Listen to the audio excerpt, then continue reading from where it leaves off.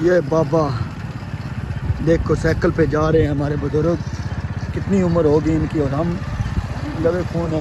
बाबा सुनाओ क्या हाल है?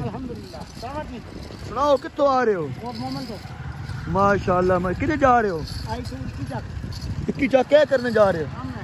वाह बड़ी साइकिल तो जा रहे मैंने और बाबे दर वेख्या ने असी साइकिल से मान नहीं आ सकते कि नहीं असं मोटरसाइकिल तो आ जाते ठीक है। सारी हालत होगी तो बुजुर्ग हो गए कोट मोहम्मद को उठी दो सफर करना। हाय मेरे अल्लाह अल्लाह पाक ने मुझे देसी कोई मोटरसाइकिल गड्डी देसी बड़ी दुआ है।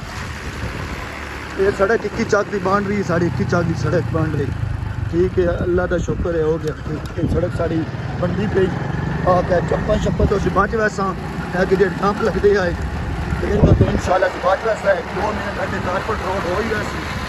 एक स्कूटर साड़ी गड्डियाँ बस ठीक है।